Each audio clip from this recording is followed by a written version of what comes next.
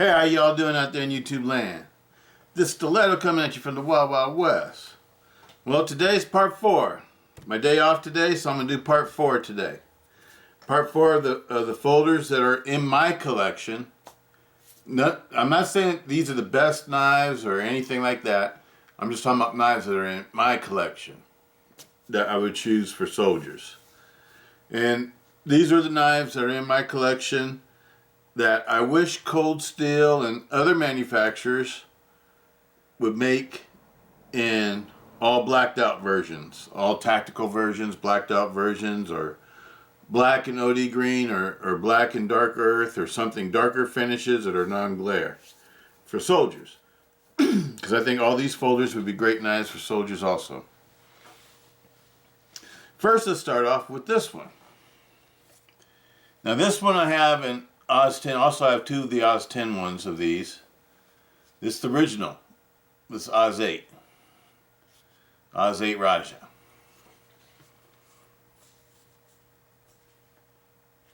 This is a great, what I would call a survival knife, camp knife, combat knife. It's like a jack of all trades. But the downside to it is that it's really big and it's really heavy. If I was to carry this one, I probably wouldn't be carrying a fixed blade also. This would probably be taking the place of the fixed blade and the folder. I'd just probably just be carrying one knife.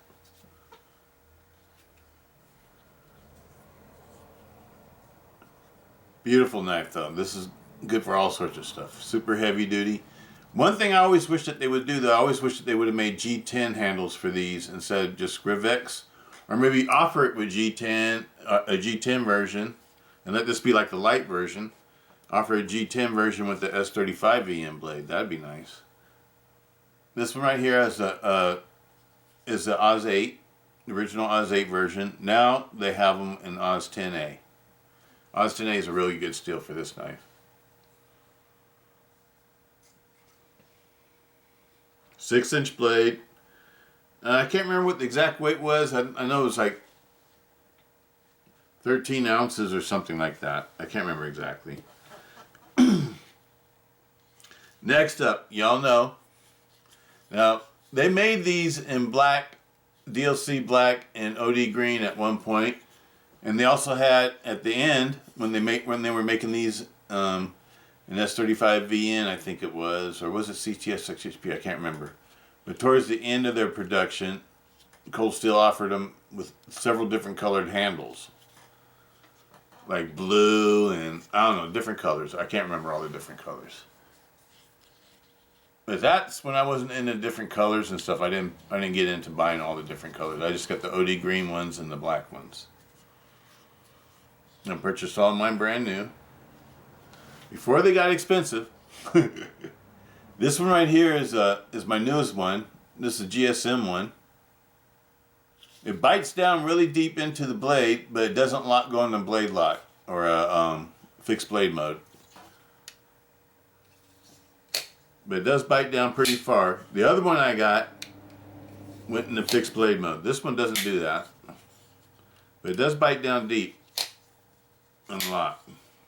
But it locks up super tight, super strong lockup. No blade wobble, no nothing like that. It's a very nice knife. The balance is awesome. You can see where it bites down in the blade right there. It's not bad, but I do sort of like it when it fits evenly. Let me find you one that's a good example, like this one. This one's even, or this one. This one's even. Even. Even, and so on and so forth. This is the only one that bites down deep. And usually when it bites down deep like that, it usually means that the fitment wasn't perfect. That's what it means. And that's how the original Oz 8 ones were too. The original Oz 8 ones were like that also. The first one I got, it was like really bad, and I figured out how to fix it. And I carried it for years. That's the one I carried the most. This is the one I'm carrying now. I wouldn't call it a perfect knife. Even though it does function perfectly and everything else like that, but the fitment isn't perfect. That's why I wouldn't call it perfect. But that's okay, because for me it's a user. It's not a collector. My other ones, the CTS-XHP ones I have, the fitment on those is better. I think that was just the pinnacle of I think that was the height of the time for the Tau War. Okay, next one up. Espada. Now these are perfect. These Espadas from GSM are perfect. Now this one doesn't have the GSM labeling, but this one was purchased from the GSM company after they acquired Cold Steel. And I think it was in 2021 that this one was purchased, and they acquired Cold Steel in 2020, if I'm not mistaken.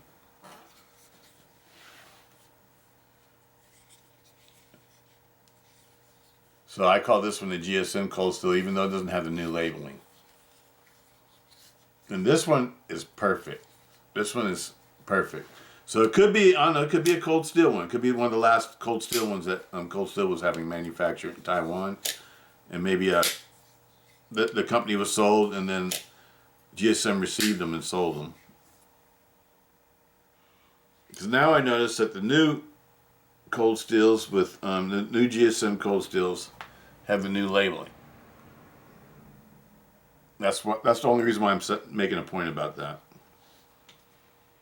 So I'm not sure if the ones with the old Cold Steel labeling were from actually the old Cold Steel company, but probably got sold under the GSM label. Make sense? But this one's perfect. This is a perfect knife. And these are fairly inexpensive too for the size of this knife. This is an awesome self-defense tool, or survival tool, what have you. Apocalypse folder, whatever you want it to be. But these are awesome. And I think I paid like $125 or something like that for this big knife, 5.5 inch AUS-10A blade, saber ground blade, high saber, clip point, beautiful knife. These are beautiful. And the Espadas are have always been some of the strongest Cold Steels too, as far as like weight hang. So it's an awesome deal, I think. They brought these back. You see, it's got the new labeling. These are awesome knives too. And though you guys have seen, like in my last video, that I made one of these all black, they never came like that. They came with a black blade and a green handle, and now they don't have black at all. So that's the reason why these are out here. I would like to see all these knives be tactical. I would like to see this knife be tactical and also offered with G10 and S35VN steel. And make this version the light version. Absolutely love these knives. These are awesome knives. Next one up, Counterpoint XL. 5.5 inch blade. I think they're advertised as 6 inch, but they're in between. They're like a 5.56 or 5.57 inch blade. They're not a 6 inch blade. But, it's still big. It's a nice, strong, thick bayonet blade, 4 millimeters thick. This one is a CTS BD1 version. I do also have a couple of the AUS-10A versions, and I do have the original AUS-8 version. This is the one that I've actually carried the most of. This is the one I've polished all out and tricked out for me to carry. It's not stock at all. Super smooth. These knives aren't that smooth, or they used to not be that smooth when you first got them. And it took a little bit of technical know-how on how to get these to be, really awesome knives, as far as functioning is concerned. And that's how a lot of Cold Steels are. A lot of Cold Steel, Cold Steel manufacturing wasn't perfect. It wasn't Tai Chung. It wasn't Spyderco Tai Chung. I would never try to say that it is. But they did make some awesome blades and some awesome, tools for self-defense or combat or whatever. But lots of times when you got them, they weren't perfect and they needed a little extra care or a little extra finish or or you know, some tuning or whatever. You know what I mean? That they took a little know-how to get them to work perfectly. And but you know, I noticed though GSM nowadays though, except for the Tau War is the only one that I received that the fitment wasn't perfect. But every other knife I received from GSM so far, even the old cold steels that GSM sold, the fitment on them was all perfect. So I don't know if they improved the quality control or they had them improve the quality control, because I'm pretty sure they're using the same factory that Cold Steel used, because the knives are exactly the same. And I think when they remade this one, they might have used a lot of the, I don't know, the machining process or whatever maybe that they had with the Oz 8 ones, because they had like the same issue that when it goes into fixed blade mode. This one doesn't do it though, but my other one does. And I was going to return it, but then, Cold Steel has so many different things that you have to go through, you know, hoops that you have to jump through to return something nowadays. I sort of lost interest. You know, because I'm a busy person. I don't have time to be, you know, going through a bunch of person's different changes and stuff. Whereas like the old Cold Steel company, I would just call them and tell them I had a problem. They tell me to send a knife. I mean, it was like no problem, no hassle. Now they want you to fill out a bunch of forms and go through a bunch of things and prove that you bought it brand new and show your receipt. I don't have the receipts no more. But anyway, that sort of, I don't know, rubbed me wrong a little bit. You know, rubbed me the wrong way a little bit when I try to do something about my serrated Tau War. But don't get me wrong, I love my Tau Wars. I still think they're the best. It's just that I'm not too fond of the new Cold Steel's customer service. Is that a little bit of a good way to put it?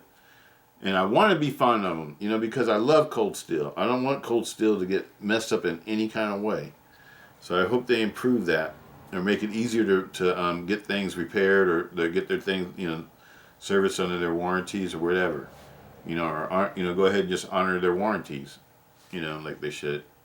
But anyway, where were we at? Counterpoints. Love the counterpoint. Next up, the Frenzy. I like to see this one, especially this one, all tacticaled out. This is one of my favorite Cold Steel Megas. And as you can see, just by looking at this knife's been carried a lot. It's one of the knives I probably carry the most. It sort of took the place of the Ti-Lite 6 for me. As far as like, you know, like the why I would carry it and when I carry it. Because I do like the triad lock better than the liner lock that's on the Ti-Lite 6. And I really like this knife too. I just like the knife, period. I like that it's, you know, it's got G10 handles. Nice steel. This one has CTS-XHP. This is the original one. CTS-XHP. The other ones I have are S35VN. These are awesome knives. But like I was saying about the other knives though, always, it seems like always just like, these are just a little bit, like, I don't know, they have a little bit of lock stick, and they just need a little bit of tuning in order to get them to function easily. See, this one still has a little bit of lock stick, you can hear it. But it used to go into fixed blade mode all the time. It doesn't do that anymore. And this is the way it's been for years now. I've had this, like I said, this is the original Frenzy when they first came out. It was a high price Frenzy because when they first come out, they're expensive. But I had to have it. And then this one, I dyed the handles. I was trying to make them black. This was a black and gray one. And I don't know, the dye didn't take too well. And so then, I don't know. And the blade got messed up one time, so I repolished the whole blade. And I decided to repolish the whole knife. I don't know. It's been through a lot of different stages. And I think I've videotaped most of the stages that it's been through. But this knife has been carried and carried and carried. And it's one of my favorite knives. And I have 3 more of them that are totally stock. But this is the one I carry. This is the one I love. Like I always tell you guys, usually the first knife I get of a model will be the one that I carry the most. And that's what this one is. That was my first Frenzy. I absolutely love the Frenzy. The Frenzy's only like 5.5 ounces, 5.6 ounces. It's got a 5.5-inch blade. You know what I mean? It's awesome. It's awesome. Another knife I've carried a lot. I absolutely love that. I would like to see all blacked out. Offered in all blacked out version. Also, I would like to see this offered, you know, the Voyager's offered in a G10 and an S35 blade steel also. You have a high-end version of the Voyager. Let these be the Voyager lights. These are awesome knives. I've always said that this is probably the biggest bang for your buck. Getting the Voyager series from Cold Steel. Cold Steel has a lot of, you know, great knives, so, you know, they give you a lot of bang for your buck. This one has a hologram Tonto blade. They also offer these in the Vaquero and a clip point. And now the new Barong, I call it the Barong. It's a, what do they call it? A drop point. I think they call it a drop point. A drop point, but I call it the Barong. So there's like 4 blades that you can get, you know, 4 blade styles that you can get with the exact same handle. These are some of the best handles Cold Steel's ever made. As far as like the fitment and the positions that you can put your hands in and how secure it feels and the balancing of the knife and everything else. This awesome knife. I paid $55 for this. $55. Yeah, I got it Midway on sale during one of their holiday sales. I believe that's when I bought it. Most of my Cold Steels, I buy them at Midway. I usually like to get them on the holiday sales or my birthday sales. This is an Oz 10A. I also have the Oz 8. Spartan. I love the way the Spartan handle feels. This feels like a really, you know, handle that's made for combat. It's not going to slip out your hands. You know, when you go into something, you have to pull it back out. It's not going to slip out your hand. I mean, it's a really combat-oriented knife, I think. Another Andrew Demko design. The Spartan hologram blade.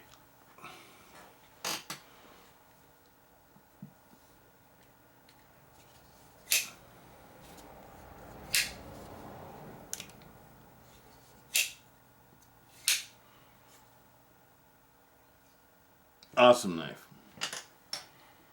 I wish they would make that all tactical and also offered in a G10.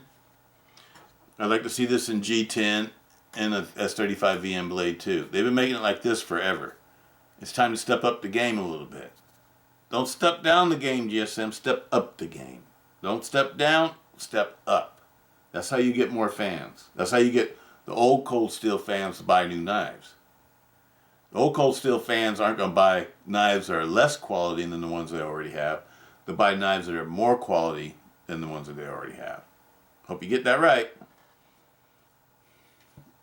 That's the way you're going to impress the old Cold Steel fans that used to buy all the Cold Steel knives all the time.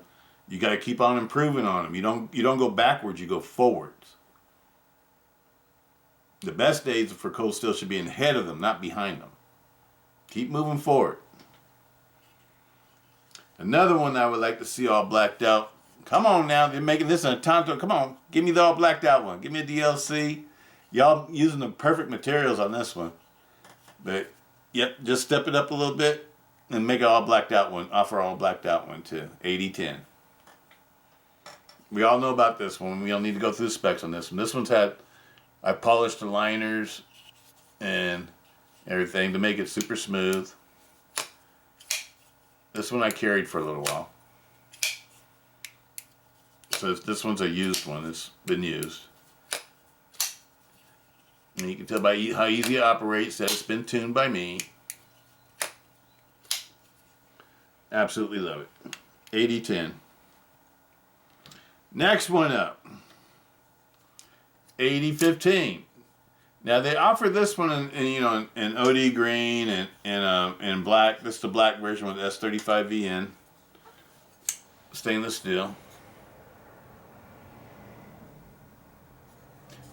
They need to offer this one all tactical and all blacked out too, because I think this would make a good soldier's knife too. Especially since it doesn't have ball bearings in it, just like the AD-10. I think it makes a great knife. All these knives are ball bearing free except for over here. Next one up, I wish they'd make. Come on now. And this one really needs to be all blacked out and tactical. Come on now, SR1.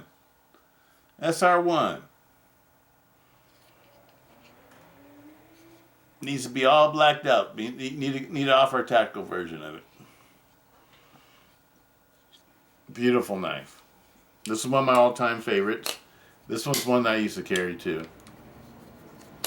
I love the SR1. And I like the SR1 Lite. I like them both. Offer a blacked out version of both versions. That'd be awesome. SR1. 5mm thick, or is it 4.8 or 5mm thick blade, 4-inch blade, saber ground, and a flat ground tip. Awesome blade. G10 handle scales. This one has liners that engulf the pivot and the triad lock. This one just has liners that engulf the triad and reinforce the triad lock, the Espada series. This one has stainless steel liners that go around the pivot. They go around the pivot and come all the way back up here, up to here. So they add strength to the pivot and the triad lock. This is the one that beat the Clever Girl. And I think it could have kept on going, but I think they stopped at 650 pounds for a weight hang. This is one of the Cold Steel's strongest knives. Strongest knives. It might be the strongest knife on this table. These are some bad mamma jammas. And the one that they put up against the Clever Girl didn't even have the G10. It had the Grivery handle scales. And G10 is like, I don't know, 10, 20, 30 times stronger than Grivery. So this one would even be stronger than the one that they tested. It held 650 pounds. Something to think about. Something to think about. I think this one, this knife right here, and the Cold Steel 4 Max are the two strongest knives that Cold Steel makes. That would be my bet. This knife here and the Cold Steel 4 Max are the two strongest knives. And after that comes the Espadas. The Espadas, the XL Espada I think held like 750 pounds, or they stopped weight hanging on it at 750 pounds or something like that. That's crazy. That's crazy. But anyway, next up. Now these are some non-Cold Steels that I think would make great folders too for soldiers. Let's first start with the Amalgam. It's a flipper knife.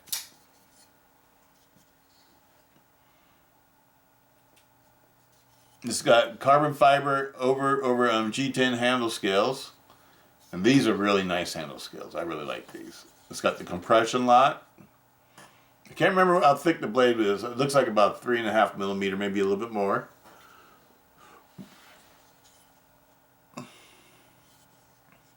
Beautiful blade. Great blade for utility purposes. Great blade for self-defense.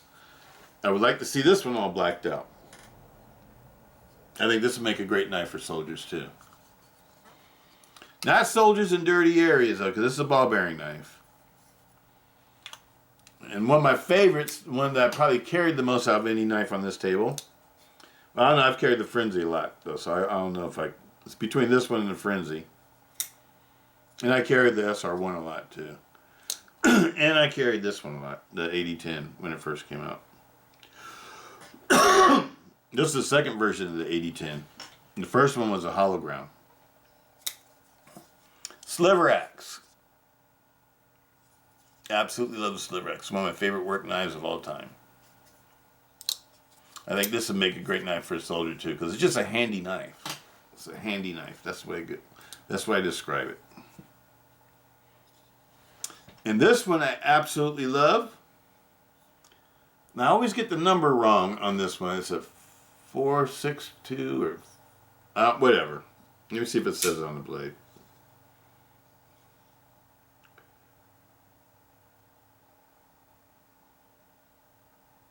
.462. Was that 0462? Sinkovich design. Serial number 0537. CPM 20 CV.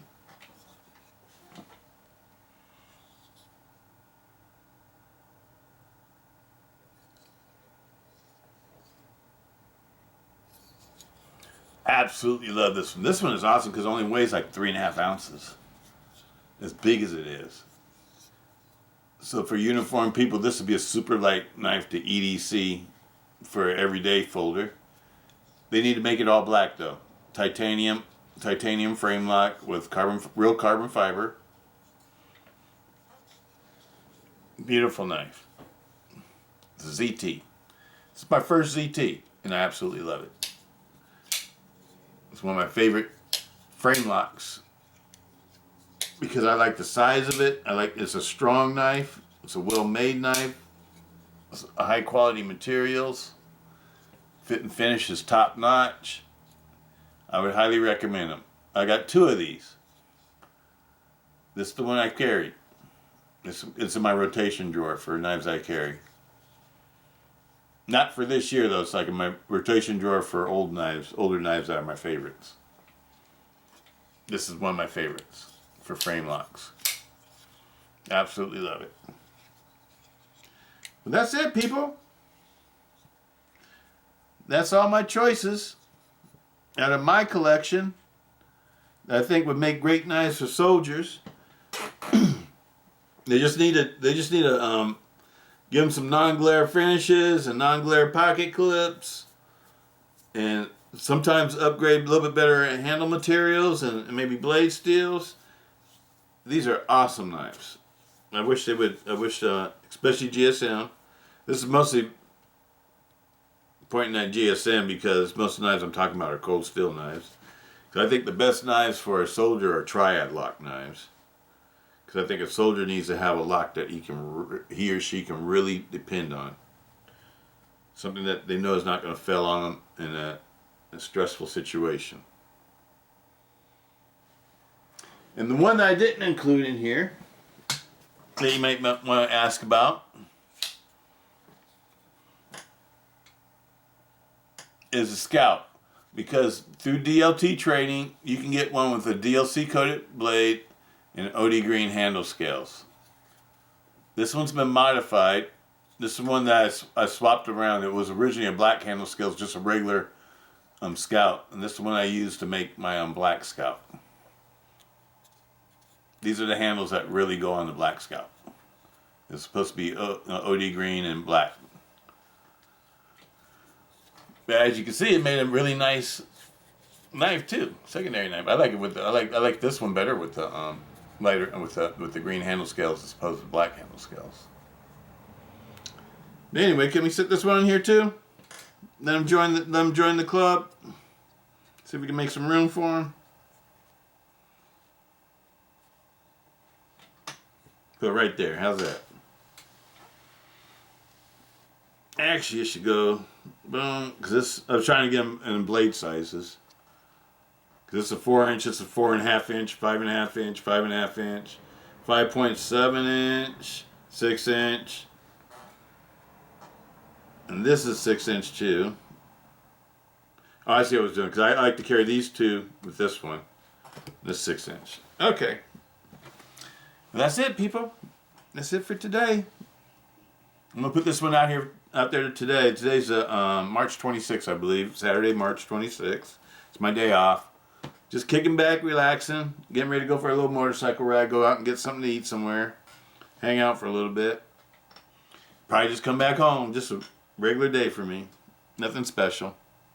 Peace out. Stiletto. Hope everybody's doing good out there. And let's keep the praise going for the people in Ukraine. Peace.